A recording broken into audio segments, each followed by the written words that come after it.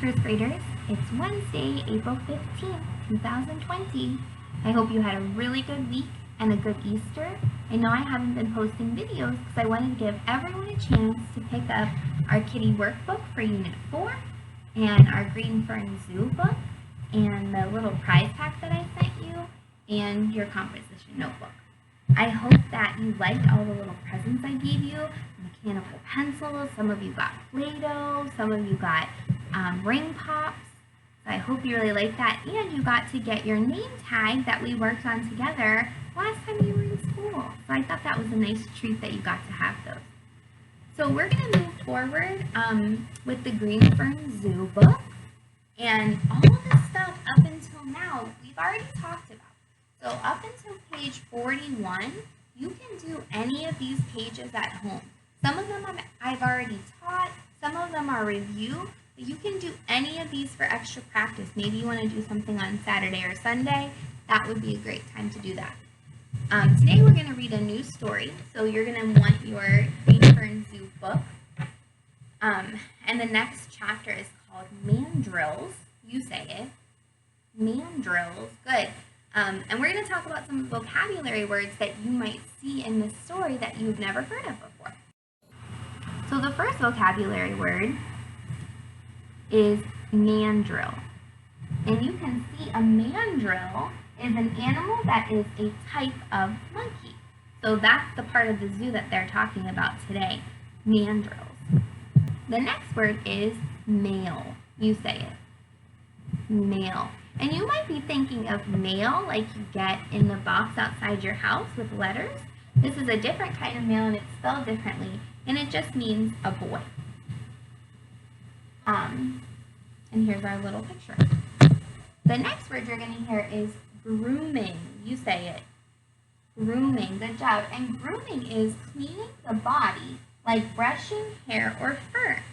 And you might brush your teeth or comb your hair or clean out your ears or your nose. But in this case, we're going to be talking about monkeys that are grooming each other. See, they're picking things out of each other's fur. The next word you're going to hear is ticks. You say it. Ticks. Good job. Ticks are small bugs or insects that bite other animals. And you've probably heard of these before, and they're in the woods, and you might have even had one, but you can just pluck it off, but sometimes they latch onto you. They're called a parasite. Next, plant shoots. You say it. Plant shoots. And those are young plants. They're baby plants. You can see this plant is just sprouting. It's shooting out of the ground. The next word is sacks. You say it. Sacks. And this reminds me of when we read our Fables book, and the mules had the packs, and they were full of things. In this case, they are a special pocket or pouch inside the mandrill's mouth where they can store food. And this reminds me of when a cow eats a lot of grass and they keep packs of that grass in their mouth.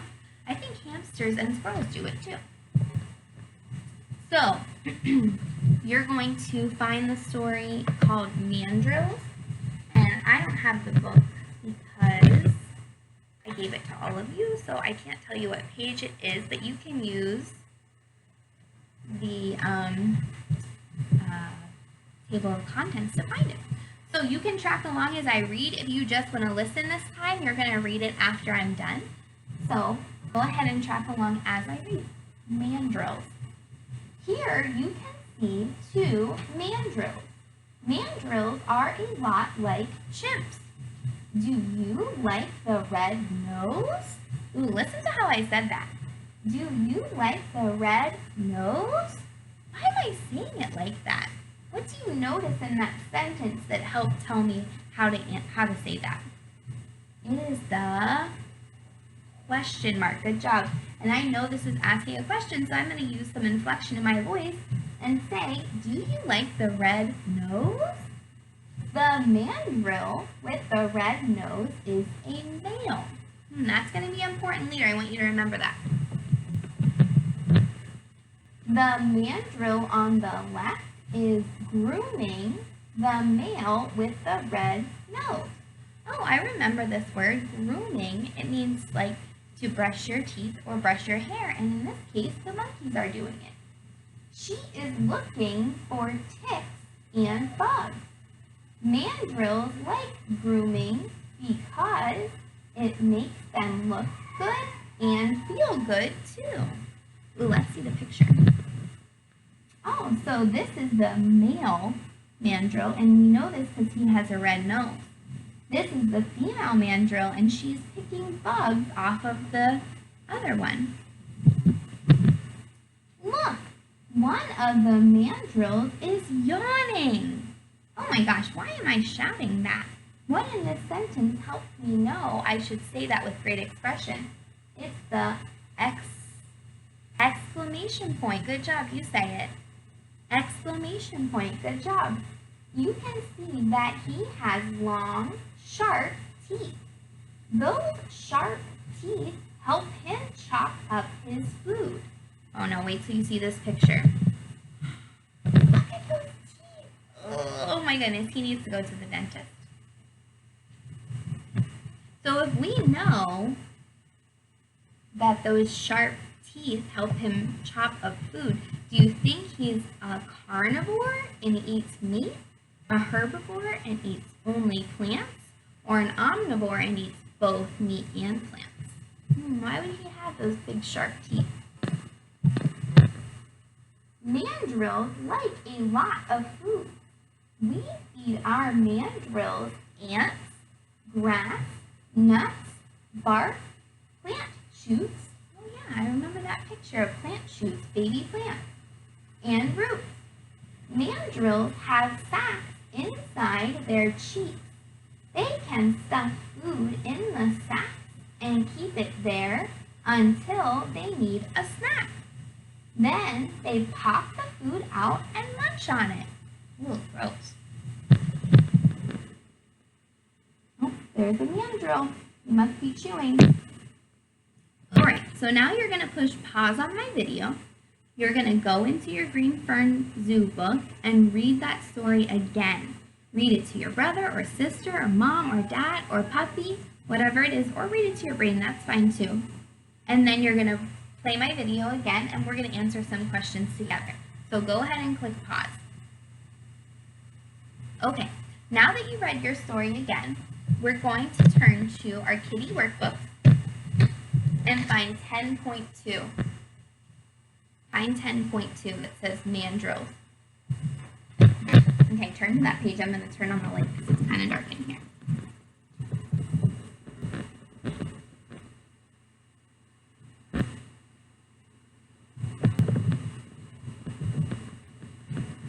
Okay, so the first question says, is a male mandrill's nose green? Oh man, I can't remember. I'm going to go back in my text.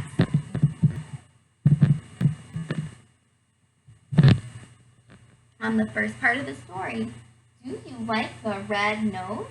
The mandrill with the red nose is a male. So the male mandrills have red noses, not green noses. So let's go back to our sentence here. And you're going to answer their question.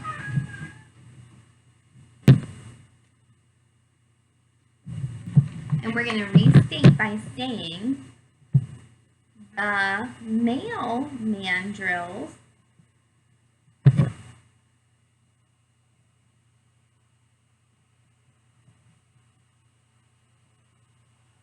is red, period.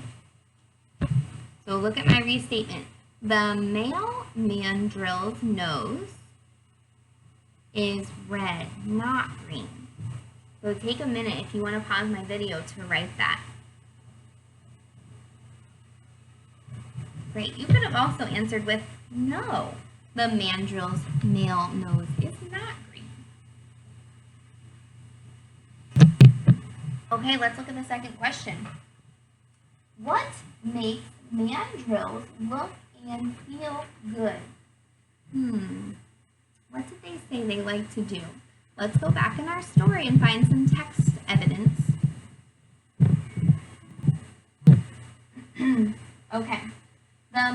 mandrill on the left is grooming, the male with the red nose. She is looking for ticks and bugs.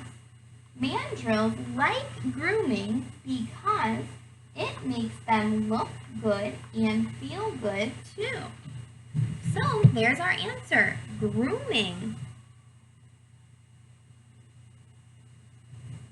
Makes mandrills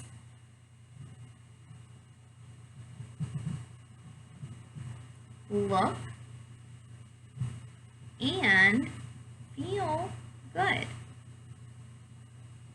Period. So you're filling in the second question. Grooming makes mandrills look and feel good. If you're not ready, pause the video so you can fill this in. Okay, let's turn to the back of 10.2. Here's a multiple choice question. What is the verb in we feed mandrills, ants, grasses, nuts, bark, plant shoots, and roots? First, I need to remind myself what a verb is. A verb is an action word, and we're going to pause and watch this Brain Pop video that's going to remind us what a verb is.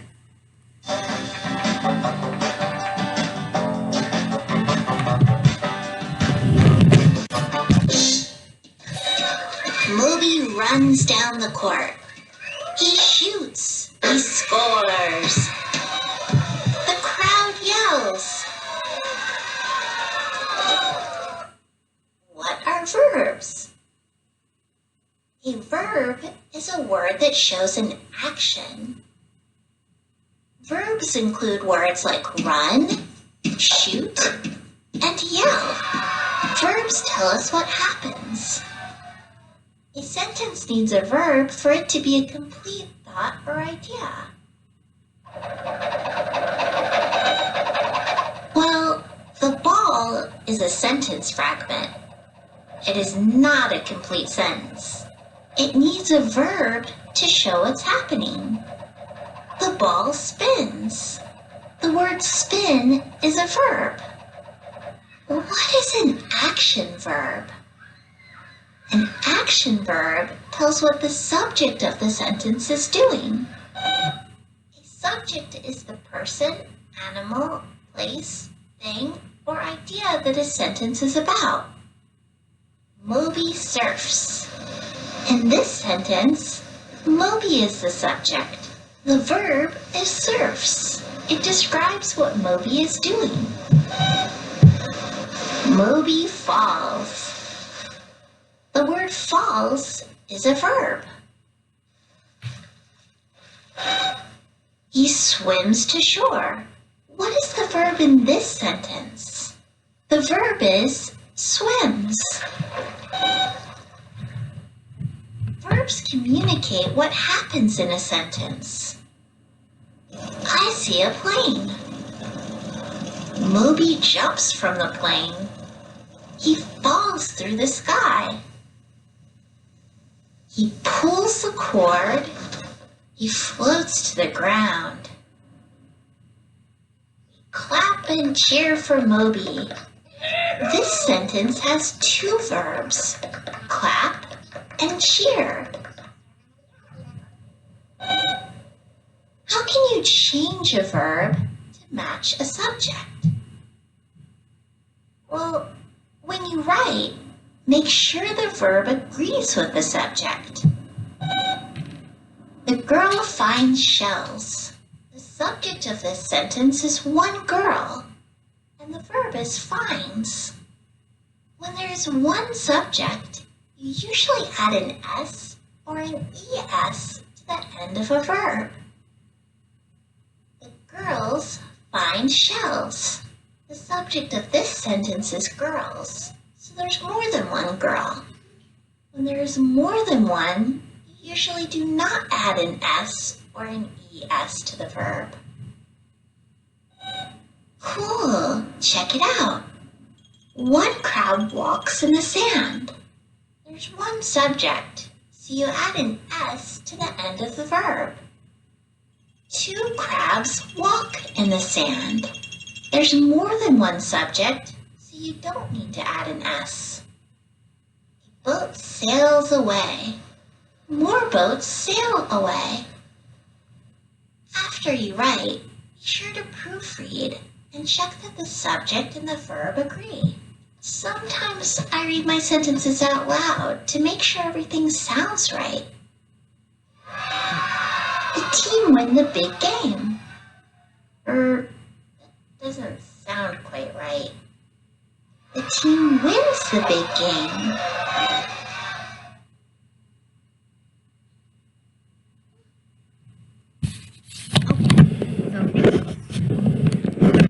For reminding us what verbs are, we know they are action words. So in our third question, what is the verb in we feed mandrills, ants, grasses, nuts, bark, plant shoots, and roots? Mandrills? Well, mandrills are a person, place, or thing. They're animals. Feed? Can you feed something or yourself? Yes. Bark. Ooh, this is such a tricky one because bark, the word could mean like something a dog does. But in this sentence with the list, grasses, nuts, bark, bark is a noun here because it's the part of the tree that the mandrill eats. This was such a challenging question. This is like a 3rd grade question. You know that the verb is not mandrills. That's a noun. I think it is feed because it's something you can do. It's an action. And you know it's not bark because in this sentence, bark is a noun. That was such a tricky one. So fill in which of those 3 words is the verb.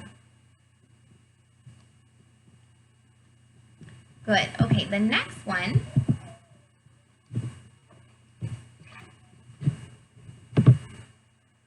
says list 4 nouns. Ooh, remember, a noun is a person, place, or thing that you found in mandrills. So because it says list, we don't have to restate the question. Each line can be numbered 1, 2, 3, 4. So take a second to number your lines. 1, 2, 3, 4. So I want to think about all the nouns that you saw in that story.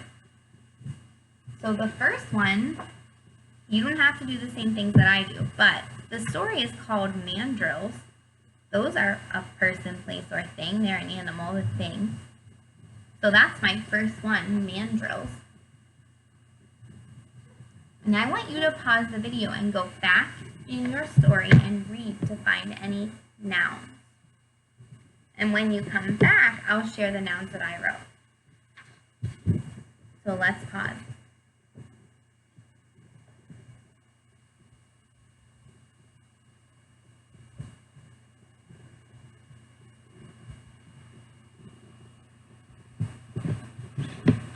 Okay, so the other 3 nouns that I wrote were in the third question. Nuts, bark, plant shoots. Those are all examples of nouns. Great job, guys. Okay, ooh, that was a great story. I really liked that one. I like this book a lot. All right. The next part of my assignment today is for you to visit this website, the San Diego Zoo. And if you search mandrills on their homepage, it will take you to this beautiful website where they share lots of cool facts about mandrills that someone can help you read. And in your journal, I want you to write 3 facts you learned about mandrills. So I'm going to show you the link to this page, and then I want you to write 3 facts that you learned about mandrills. And then I want you to illustrate your own mandrill picture. On this website, I read that Rafiki in The Lion King is a mandrill. Even though they call him a baboon, he looks like a mandrill. All right, so that's our reading lesson. We're going to practice our sight words. So whenever you hear me say the sight word, I want you to say it after me. Ready? It. People. people, made, only, is, use, if, other, called, how, after, it's, out, be, see, her, now, more, from, in, make, one. Okay, now I want you to say them really, really loud. Ready? With, up, the, here, were, and, then, oops, sorry, them, to, then, had, that, little, at, for, long, first. Okay, now I want you to whisper it. Here was, find, time, do, I, on, they, some. Now I want you to say it like a regular first grader. Over, to, there, about, not, many, just, he, so, may, a, would, me, said, his, like, which, my, what, way, down, by, all, water, or, but, this, these, man, you, no, very, can, when, are, who, did, come, will, into, him, been, no, there, go, your, has, could, where, most, of, she, am, have, and, each, words, as, we. Ooh, good job. I hope you got a lot of great practice with our snap words. I can't wait to hear all the snap words that you know when we're back together in school. All right. Next, we're going to read, and I know we've already read this in class, but I love it so much, and it's been such a long time since we read it. And Adeline is going to join me to read It's My Way or The Highway.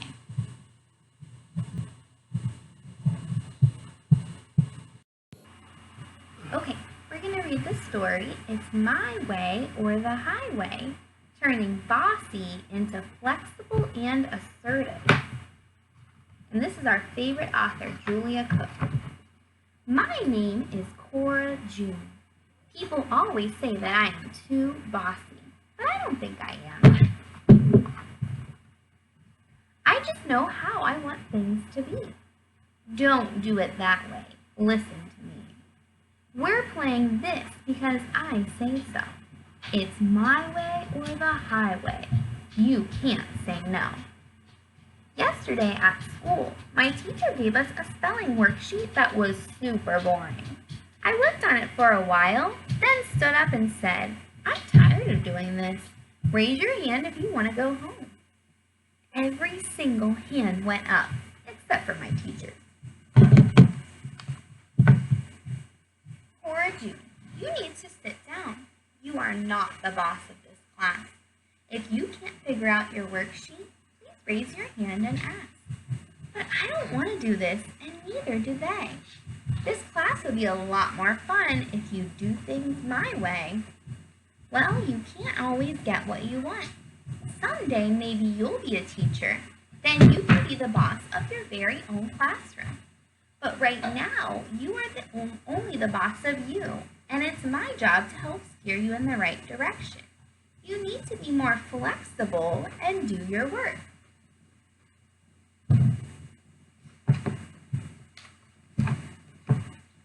At recess, I started a dodgeball game. I picked the teams because I just know how I want things to be. Don't do it that way. Listen to me. We're playing this because I say so. It's my way or the highway. You can't say no. Cora June, you are being way too bossy again. You need to go to time out and think about how you can be more flexible.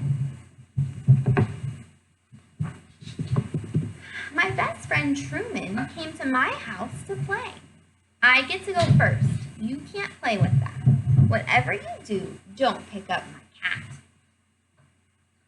I just know how I want things to be. Don't do it that way. Listen to me. We're playing this because I say so. It's my way or the highway. You can't say no. You should be more flexible, Cora June. I'm going home.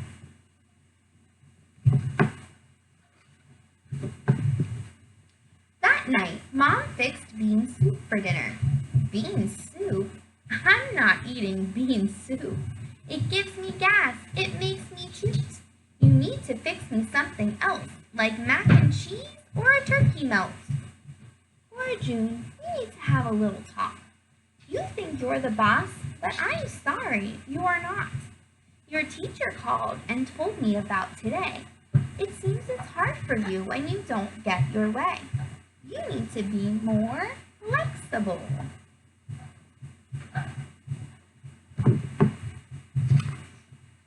Yeah, I tried that. It doesn't work. Do you think Cora knows what flexible thinking means? I just know how I want things to be, but it seems people won't listen to me. Well, life just isn't all about you. You have to think about other people too. You can't always get what you want.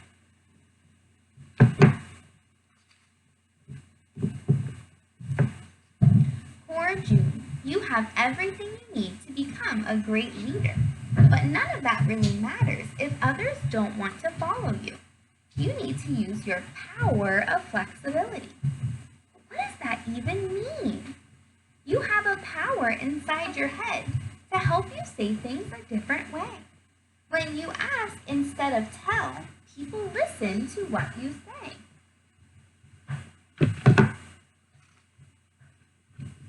Like today, when Truman was here, instead of telling him what you wanted him to do, maybe you could have asked him, "Hey Truman, what game do you want to play?"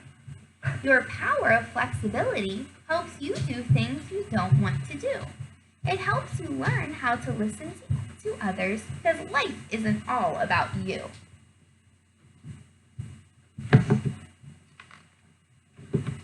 Like at school today, you are not in charge of your class. Your teacher is.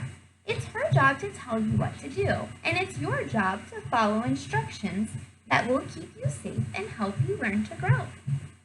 Oh, and always, keep in mind, Cora June, you are in charge of your actions.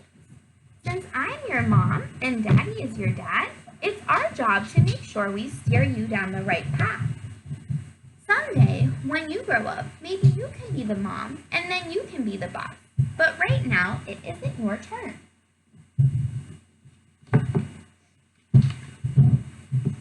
Cora June, I love you so much. I want you to be your best. But without using your power of flexibility, your behavior is just a mess. Maybe Mom is right.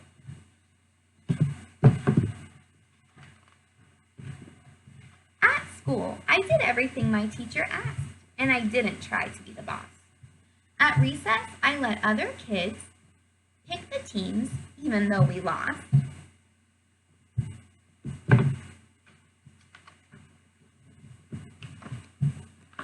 Truman came over after school again, and I let him choose what to do.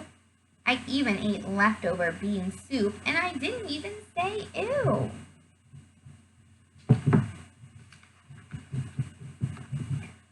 I used my power of flexibility the whole entire day.